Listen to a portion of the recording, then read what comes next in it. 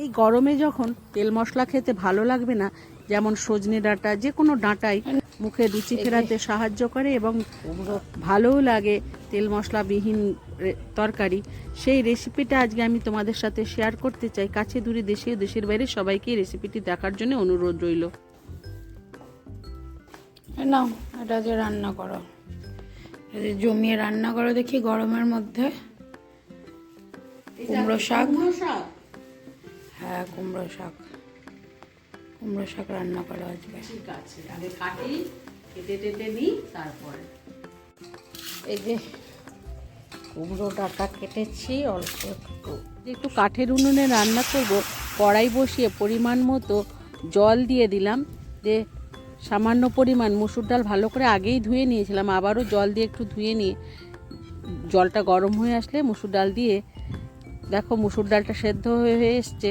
এরপর ফেনাগুলো তুলে ফেলে দেব। কুমড়ো ডাঁটাটাও আগে ভালো করে ধুয়ে নিয়েছিলাম।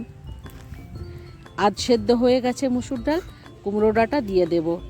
স্বাদ মতো নুন ও পরিমাণ মতো হলুদ দিয়ে দেব। ডালটা আধ সেদ্ধ হয়ে যাওয়ার পর কুমড়ো ডাঁটা দিয়ে দেবে। এরপর খুন্তি দিয়ে নেড়ে চেড়ে দেব।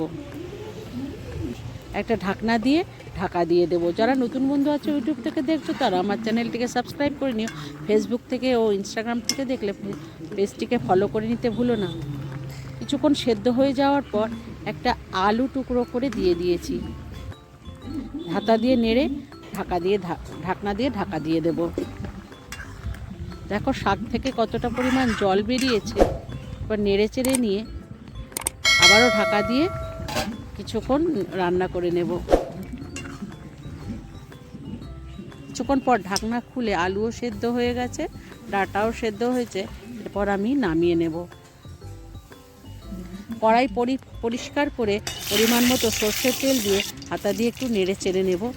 শুকনো লঙ্কা, পাঁচফোড়ন দিয়ে একটু নেড়ে চেড়ে নিয়ে রসুন ও কাঁচা লঙ্কা থেতো করে নিয়েছি। রসুন কাঁচা লঙ্কা দিয়ে রসুন কাঁচা লঙ্কাটাকে লাল করে ভেজে নিয়ে সেদ্ধ করা কুমড়ো ডাঁটার ডাল দিয়ে দেব।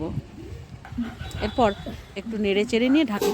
ঝোলটা যতক্ষণ না শুকিয়ে আসছে ততক্ষণ আমি রান্নাটা করে যাব। আমি যেভাবে এই ডাল রান্না করলাম, একবার বাড়িতে রান্না করে এই গরমে খেয়ে দেখো, আশা করি ভালো লাগবে। ভালো লাগলে বন্ধুদের মধ্যে শেয়ার করে দিয়ে একটি লাইক ও কমেন্ট করতে ভুলবে না। এই গরমে হালকা খাবে, প্রচুর পরিমাণে জল খাবে এবং হালকা জামা কাপড় পরবে, বাইরে গেলে ছাতা ব্যবহার করবে। দেখো তরকারিটা আমার টেনে এসছে। এরপর নামিয়ে গরম গরম পরিবেশন করে দেবো। আমি সুপ্রিয়া, আমার এই ছোট্ট চ্যানেল তোমাদের সবাইকে স্বাগত জানাই। আশা করি সবাই সুস্থ আছো, ভালো আছো। পরবর্তী রেসিপি দেখার জন্য আমন্ত্রণ রইল। ধন্যবাদ।